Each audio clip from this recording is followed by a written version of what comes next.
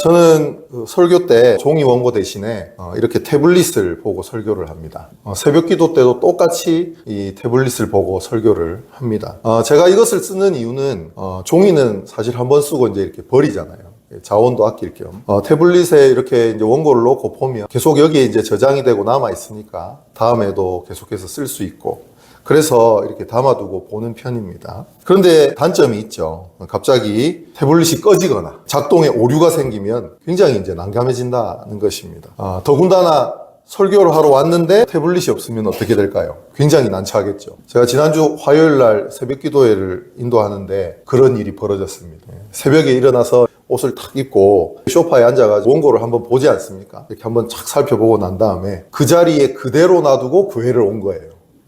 교회 도착해서 그 사실을 알게 되었습니다. 그날 날씨가 추웠는데 몸에 땀이 나기 시작했습니다. 급하게 목양실에 올라가서 이제 원고를 뽑으려고 했는데 머피의 법칙 아시죠? 컴퓨터도 새벽에 추웠는지 뻗어가지고 켜지지를 않는 겁니다. 머리가 하얘지고 어쩔 수 없이 이제 내려와서 이 작은 핸드폰으로 겨우겨우 봐가면서 그렇게 설교를 하고 마쳤습니다. 기도회가 끝나고 뒤에서 제가 기도하는데 나는 왜 이렇게 멍청할까? 나는 왜 이렇게 바보 같을까? 그런 마음이 계속 들더라고요. 여러분도 건망증 때문에 굉장히 당황하셨을 때가 있을 것 같습니다. 핸드폰을 들고 있으면서 핸드폰을 찾았던 경험이 있지는 않습니까? 혹시 냉장고를 열었는데 내가 왜 이 냉장고를 열었는지 기억이 안 날 때가 있지 않습니까? 심지어 TV 리모컨을 냉장고 안에 넣어두고 막 찾으러 다니진 않았습니까? 우리가 그렇게 건망증을 이렇게 겪으면서 살아갈 때가 있다라고 하는 것이죠. 그런데요, 영적인 세계에도 건망증이 존재합니다. 일명 영적 건망증인데요. 내가 이미 가지고 있음에도 불구하고 하나님의 은혜가 무엇인지, 그리고 내가 누구인지 까맣게 잊어버린 채 그냥 그렇게 세상을 살아가고 있더라라는 것이죠. 오늘 본문의 말씀은요, 우리가 하나님의 은혜로 하나님의 자녀가 되었고 영원한 생명을 얻었음에도 불구하고 이 세상 속에서 이리 치고 저리 치고 그렇게 살아가다 보니까 언제 그랬냐는 듯 상실의 시대를 살아가고 있는 저와 여러분에게 지금 이 베드로 사도의 긴급 처방전과 같은 말씀이라는 것입니다. 그러므로 이 말씀을 통해서 잊고 지냈던 우리의 진짜 신분증을 되찾는 시간 되기를 주님의 이름으로 축원합니다. 이 베드로전서가 쓰일 당시에 시기가 언제냐면 서기 64년경이에요. 로마 제국의 상황이 어땠냐면 기독교인들에게 그렇게 호의적이지 않았다. 핍박이 시작되던 시기였다라는 것이죠. 네로 황제가 그때 황제였는데요. 이 네로 황제가 서서히 기독교인들을 핍박하던 시기였다라는 것입니다. 조금 디테일하게 제가 설명을 드리면 원래 그 로마 제국은 다 신을 믿는 나라입니다. 그래서 유대교인들은 기독교인들을 굉장히 핍박했지만 로마 사람들은 기독교인들을 핍박할 이유가 별로 없었어요. 여러 신 중에 하나의 신이라고 생각했기 때문이죠. 그런데 이 네로 황제가 결정적으로 기독교인들을 핍박하게 된 계기가 있습니다. 그게 바로 로마 대화재였어요. 로마 대화재의 정확한 시기는 언제냐면 64년 7월 9일입니다. 불길이 6일 동안 맹렬히 타올랐고 진화되는 듯 했으나 3일 동안 잔불이 이어졌어요. 총 9일 동안 화재가 일어난 것이죠. 당시에 그 로마가 14개의 행정구역으로 나눠져 있었거든요. 그 중에 3개 구역은 완전히 전소됐고요. 7개 구역은 반파됐고 불길을 피한 곳은 4구역밖에 없었다 라고 전해지고 있습니다. 엄청난 화재였죠. 화재가 진화되고 난 다음에 사람들은 원인을 찾기 시작했습니다. 사실 역사적으로는요, 네로가 불을 질렀다라는 말이 있지만 정황적으로 네로가 불을 지른 게 아니라는 설이 정설입니다. 그런데 이제 문제는 뭐냐면 그때 네로가 원로원과 굉장히 대척점에 서 있었거든요. 그래서 원로원 입장에서는 그 탓을 누구한테 돌리려 했을까요? 네로한테 돌리려 했다는 것이죠. 그것을 알고 있었던 이 네로는 다른 원인을 찾았어야 돼요. 그래서 기독교인들이 타겟이 된 것이죠. 그러면 왜 기독교인들을 타겟을 삼았을까요? 이것은 그 당시 사람들이 기독교인들에 대한 오해가 있었기 때문입니다. 첫째 오해는 뭐냐면 기독교인들은 근친상간을 한다는 거예요. 왜 우리가 모이면 서로 뭐라고 부릅니까? 형제, 자매 이렇게 부른다는 거예요. 그러다 형제, 자매끼리 결혼을 해? 라는 오해가 생기기 시작한 거죠. 그래서 기독교인들은 근친상간을 하는 존재들이다 라는 오해가 쌓이기 시작합니다. 두 번째 오해는 뭐냐면 기독교인들은 인육을 먹는다는 거예요. 기독교인들은 모일 때마다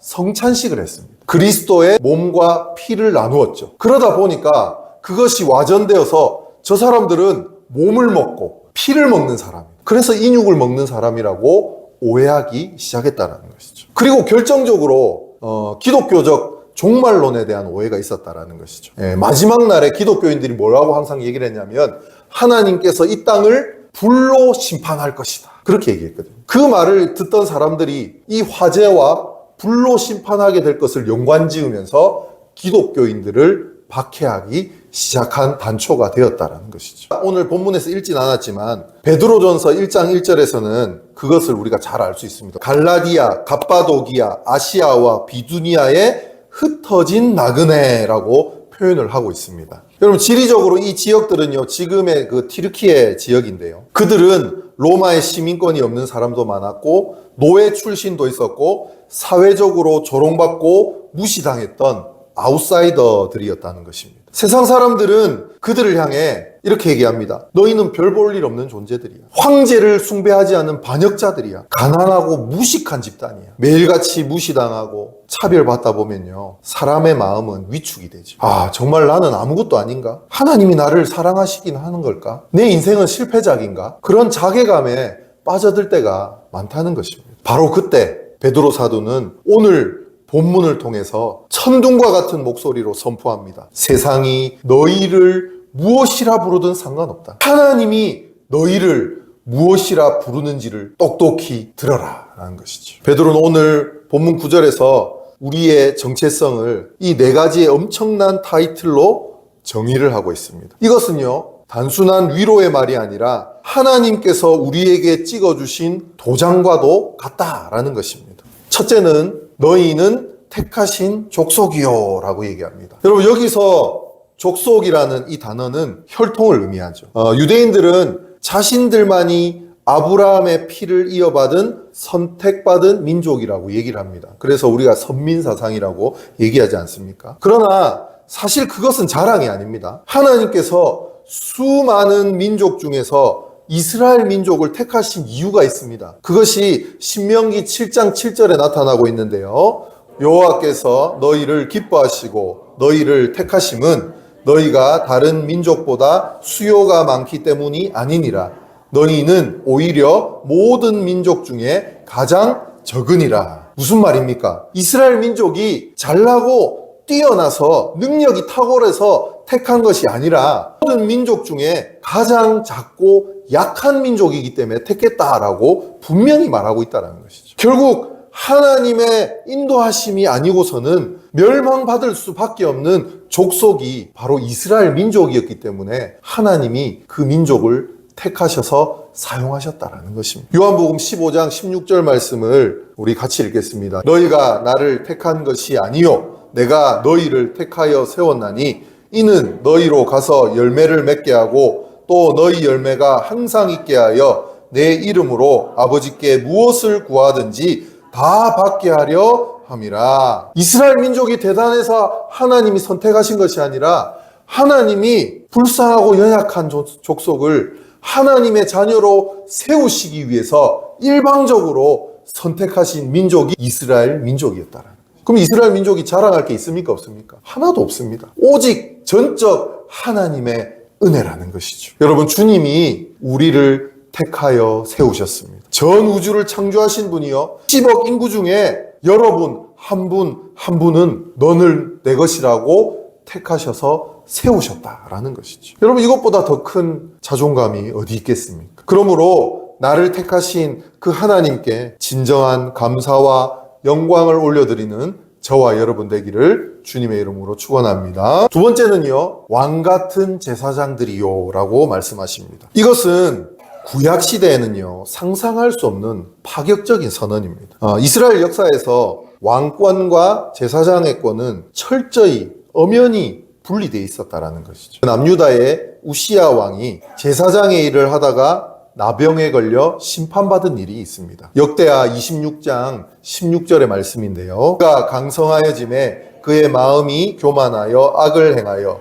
그의 하나님 여호와께 범죄하되 곧 여호와의 성전에 들어가서 향단에 분향하려 한지라. 여기서 왕이 향단에 분향을 하는 것을 뭐라고 얘기하냐면 범죄라고 얘기합니다. 왕은 자기가 원하면 다 할 수 있는 것이 왕이 아닙니까? 그런데 왕이 제사장권을 침범하자 하나님 뭐라고 하시냐면 그것은 범죄다. 왕은 다스리는 자이고요. 제사장은 하나님과 사람 사이에 중보하는 것이죠. 그것을 분명히 하나님께서 말씀하시더라라는 것입니다. 그런데 베드로는 우리에게 이 두 가지가 합쳐져 있다라고 얘기를 하는 것이죠. 우리는 왕의 존귀함과 통치권을 가짐과 동시에 죄인들을 하나님께로 인도할 수 있는 제사장의 사명을 가진 존재들이다라는 것입니다. 그러므로 여러분, 우리는 세상의 눈치를 보이는 하인이나 노예가 아닙니다. 하나님의 왕권을 위임받은 존귀한 자들임을 기억하시길 바랍니다. 더불어 제사장의 임무를 감당하는 존귀한 자들입니다. 세상에 믿지 않는 자들과 하나님과 연결하는 그 연결고리가 우리가 되어야 하는 것이죠. 그래서 우리가 이 땅을 왕 같은 제사장들로 살아가는 저와 여러분 되기를 주님의 이름으로 축원합니다. 세 번째는 우리를 뭐라고 부르시냐면 거룩한 나라라고 합니다. 그 당시에 세상에는요, 로마라는 거대한 제국이 있었지만 하나님의 성도들은 너희가 진짜 나라라고 하신다라는 것입니다. 그렇다면 세상의 나라와 거룩한 나라의 차이점은 무엇일까요? 세상의 나라는요, 힘과 권력, 돈으로 움직이지만 이 거룩한 나라는 하나님의 통치와 사랑으로 움직인다는 것이죠. 그러므로 우리는 대한민국 국민인 동시에 영원히 멸망하지 않는 하나님 나라의 시민권을 가진 존재임을 기억하시기를 바랍니다. 사도 바울은 빌립보서 3장 20절에 이렇게 우리에게 선포합니다. 그러나 우리의 시민권은 하늘에 있는지라 거기로부터 구원하는 자 곧 주 예수 그리스도를 기다리노니. 할렐루야. 사실 대한민국 국민만 되어도 우리가 누리는 혜택들이 굉장히 많습니다. 외국을 나가보면요, 저희보다 잘 사는 나라들이 손에 꼽을 정도죠. 지난번 제가 그 포르투갈을 한번 갔을 때 그 리스본으로 이제 입국을 하는데 딱 들어갔더니 우리나라 국기가 앞에 딱 떠 있더라고요. 대한민국 사람은 글로 오라는 거예요. 그래서 그쪽으로 들어갔더니 거의 묻지도 않고 프리패스로 그냥 도장 찍어주고 들여보내주는 거죠. 하물며 하나님의 나라의 그 시민권은 얼마나 좋겠습니까? 저와 여러분이 이 시민권을 얻은 자임을 기억하시기를 바랍니다. 네 번째는요, 그의 소유된 백성이니라고 얘기합니다. 소유라는 이 헬라어 단어는요, 페리포이에시스라는 말인데요, 왕이 전쟁에서 승리하고 얻은 가장 값진 보물, 그리고 자신의 사유재산 중에 가장 아끼는 것이라는 뜻입니다. 여러분, 그 물건의 가치는 누가 소유하느냐에 따라 달라지죠. 똑같은 축구공이라도 우리가 축구공을 가지고 있으면 아무것도 아니지만 손흥민 선수가 만약에 축구공을 가지고 있다거나 손흥민 선수의 축구화가 있다면 그 가치는 어마어마하겠죠. 그렇다면 여러분은 누구의 것입니까? 여러분은 하나님의 것입니다. 하나님이 십자가라고 하는 엄청난 대가를 지불하고 우리를 사셨다는 것이죠. 그래서 하나님에게 있어서 우리는 보물인 것이죠. 요나단에게 무비보셋이라고 하는 아들이 있었습니다. 그가 왕족이었지만 할아버지가 사울이었고 아버지가 이제 요나단이었는데 전쟁에서 다 죽었죠. 유모가 그를 안고 도망치다가 떨어뜨리게 됩니다. 그리고 두 다리를 쩔뚝거리는 장애인이 됐죠. 그는 몰락한 왕조의 후손이자 장애인으로 로드발이라고 하는 황량한 곳에 숨어 죽은 듯이 지냈던 사람이었습니다. 스스로 뭐라고 표현했냐면 죽은 개와 같다라고 비하하면서 그렇게 두려움 속에 살았던 존재입니다. 그런데 어느 날요, 다윗 왕이 그를 찾았습니다. 무비보셋은 다윗이 자신을 죽일 것이라고 생각하면서 벌벌 떨면서 왕 앞으로 나갔습니다. 하지만 다윗은 그에게 이렇게 얘기합니다. 사무엘하 9장 7절 말씀인데요, 무서워하지 말라. 내가 반드시 내 아버지 요나단으로 말미암아 내게 은총을 베풀리라. 네가 내 할아버지의 사울의 모든 것을 다 내게 도로 주겠고 또 너는 항상 내 상에서 떡을 먹을지니라 하니 그날부터 무비보셋은 왕의 식탁에서 밥을 먹습니다. 그의 그 쩔뚝거리는 다리는요, 왕의 식탁부에 가려졌습니다. 상체만 보면 그는 왕과 똑같은 대우를 받는 존귀한 자가 된 것이죠. 그가 잘나서가 아닙니다. 다리가 나아서도 아닙니다. 오직 왕의 약속과 그 은혜 때문이라는 것입니다. 이것이 바로 오늘 10절의 말씀입니다. 너희가 전에는 백성이 아니더니 이제는 하나님의 백성이요